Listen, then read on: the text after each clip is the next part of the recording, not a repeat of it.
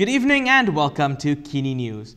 Pakatan Harapan is in need of a political reset following its failure to vote down Budget 2021, according to DAP Secretary General Guan Eng and Amanah President Mohamad Sabu. DAP Secretary General Guan Eng and Amanah President Mohamad Sabu has called on Pakatan Harapan to focus on building a more united opposition to face the next general election. In a joint statement today, the duo said Harapan should no longer waste time with opportunistic backbenchers, whom they said were trying to exploit the opposition to get lucrative deals from the PN government. Lim and Mohamad said despite the obvious failures, the passage of the budget is seen as a proxy vote of confidence in Prime Minister Muhyiddin Yassin. They noted that they supported opposition leader Anwar Ibrahim to be Prime Minister and that he was given the green light to court PN lawmakers as long as they were not kleptocrats. However, the vote on Tuesday clearly showed that there have been no shifts of allegiance from the Perikatan Nasional side, including those who allegedly supported Anwar. They said, instead, time and resources should be spent on your friends and allies. Past baggage should be put aside so that Harapan can expand to Harapan Plus with a formidable force of 108 MPs instead of remaining with 92.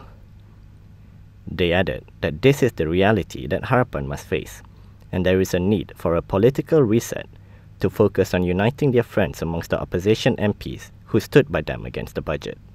And with 108 PH plus MPs as a solid grouping, anything is still possible. Budget 2021 was passed in the Dewan Rakyat on Tuesday with a block vote in the third reading, ending with 111 MPs in favour and 108 MPs against it. Government lawmakers have called for action to be taken against Batu MP P. Prabakaran for an alleged violation of a homestay order.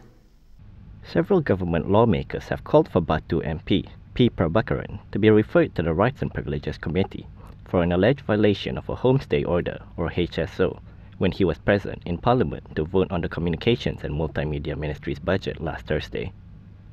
Putrajaya MP Tengku Adnan Tengku Mansur had asked Dewan Rakyat Speaker Azhar Azizan Harun for his views, saying that he had been informed that last Thursday Prabakaran had entered Parliament to participate in the debate. Segaman MP Edmund Santara then requested for the Speaker to check documents if he had voted. Saya difahamkan bahawa beliau telah hadir dan juga HSO telah diberikan sebelum pukul 11 pagi pada Khamis yang lepas. Kerana abangnya atau saudaranya positif. Tetapi dia telah hadir selepas itu untuk berbahas ataupun mengundi. Kalau dia tidak hadir, maknanya ada orang lain telah undi untuk dia lah. Saya minta untuk semak dan dokumennya membuat satu petua. Terima kasih. Azhar replied that on the day in question, he was not aware that such an incident had taken place. However, he said, when the list of those who voted was prepared, he saw that Prabakaran had voted. Seperti mana yang saya katakan di masa lepas, kuasa untuk menghukum atau mengkompaun sesiapa yang melanggar apa-apa perintah KKM atau MKN mengenai COVID ni bukanlah di bawah kuasa saya, maka saya tidak mempunyai apa-apa kuasa untuk berbuat demikian. Jadi saya nasihatkan kepada sesiapa yang ingin membawa perkara ini ke satu tahap yang lebih daripada ini, maka saya nasihatkan Yang Berhormat membuat laporan kepada pihak yang berkuasa yang berkenaan. Arau MP Shahidan Kasim then rose to say that this case should not be taken lightly and called for Azhar to refer Prabakaran to the Rights and Privileges Committee. Azhar replied that he would take the matter under advisement. Yang Berhormat, saya akan teliti perkara ini sama ada saya mempunyai kuasa untuk refer dia ataupun satu usul mesti diberi pemberitahuan. And now we'll take a look at the latest COVID-19 situation in the country. This segment was brought to you by Blue Air. The Health Ministry reported 1,220 new cases of COVID-19 today, taking the total active cases in the country to 14,671. 6 of the new cases were imported. Out of the local cases, Selangor reported the highest number of new cases with 368. This was followed by Kuala Lumpur with 297, Sabah with 184 cases, and Malacca with 98 cases. There were 106 patients in the intensive care unit, with 53 requiring ventilator support. 3 new deaths were also reported, bringing the total deaths in the country from COVID-19 to 432. 2 of the deaths were in Sabah, and 1 was in Johor. Should members of parliament get vaccinated against COVID-19 first to give confidence to the people that the vaccine is safe? This is the question that was brought up by Bagan MP Guan Eng in parliament today. Bagan MP Guan Eng has questioned if members of parliament should be the first to get the COVID-19 vaccine in Malaysia to give the public confidence on the safety of the vaccine.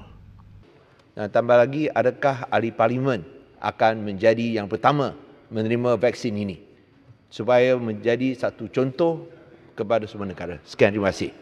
In response, this was what Science, Technology and Innovation Minister Khairi Jamaluddin had to say.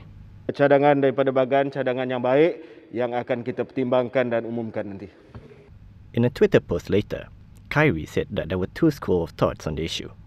Those who were hesitant would want politicians to be vaccinated first and would take it themselves if there were no problems, whereas those who are confident about the vaccines would prefer others being prioritized and politicians getting vaccinated last. He added that the vaccine committee he jointly chaired with Health Minister Dr. Adam Baba would make recommendations on groups that will be prioritized for vaccinations based on risk assessment. Khairi also responded to Guan Eng on why Pfizer's vaccine was chosen and not other vaccines produced by other companies, including from the United States, China and Russia. Pemilihan vaksin ini adalah berdasarkan kepada laporan interim ujian klinikal dan ianya telah diterbitkan di The New England Journal of Medicine pada 10 Disember 2020 yang menunjukkan bahawa vaksin berkenaan didapati mempunyai tahap keberkesanan 95% dalam mencegah jangkitan COVID-19 dan kerajaan turut mendapat akses data untuk menilai kualiti, keselamatan dan tahap keberkesanannya. Vaksin ini juga telah mendapat emergency use authorization daripada 7 negara termasuklah United Kingdom, Amerika Syarikat, Bahrain, Canada, Saudi Arabia, Mexico dan Singapura. He added that the use of the vaccine in Malaysia is still subject to registration and approval by the National Pharmaceutical Regulatory Agency under the Health Ministry. Apart from Pfizer's vaccine, Khairi said a special committee on COVID-19 vaccine supply is also looking at vaccines developed by other candidates that are now in the 3rd stage of clinical trials. He said Malaysia had also joined the COVAX facility. Finance Minister Tengku Zafrul Abdul Aziz has announced that Penang's iconic ferries will remain in service. Finance Minister Tengku Zafrul Abdul Aziz said the government will ensure that the iconic Penang ferry will remain in service. He said the federal government had approved an allocation of 30 million ringgit to the Penang port to take over the ferry service. Saya ingin mengesahkan bahawa peruntukan tersebut seperti yang diluluskan sebelum ini akan dibayar dalam 2 ansuran tahunan. Peruntukannya 15 juta ringgit untuk tahun 2021 adalah termasuk dalam peruntukan yang telah diluluskan dalam RUU Perbekalan 2021. Baki 15 juta akan disediakan. Ya, kerajaan akan memastikan supaya pihak Penang Port akan disyaratkan untuk meneruskan perkhidmatan feri Pulau Pinang yang ikonik dan berwarisan. Previously, it was reported that Penang's iconic car-ferrying ferries, which had been operating for 126 years, will cease operations on December 31st. It was to be replaced with smaller ferries meant only for pedestrians and motorcycles. Commuters in cars would have to use the 2 Penang bridges to cross the channel. Lim, who is the former Penang Chief Minister, had expressed frustration with the move to cease the service. Coming up after the break, some poorer countries may not see the COVID-19 vaccine until 2024. All that and more after the break.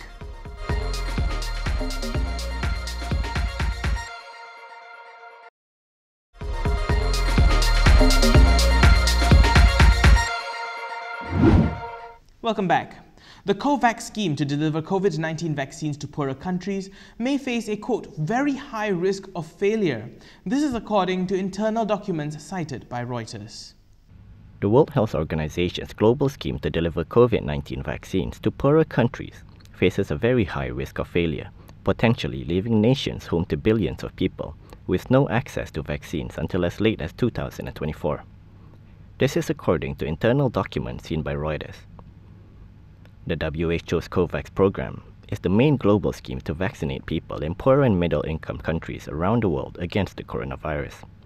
It aims to deliver at least 2 billion vaccine doses by the end of 2021 to cover 20% of the most vulnerable people in 91 countries, mostly in Africa, Asia, and Latin America.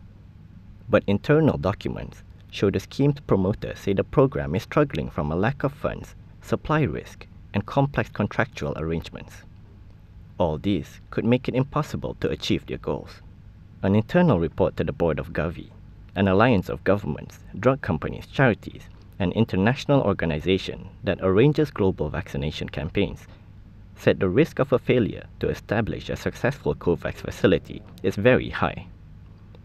gov't co-leads COVAX alongside the WHO.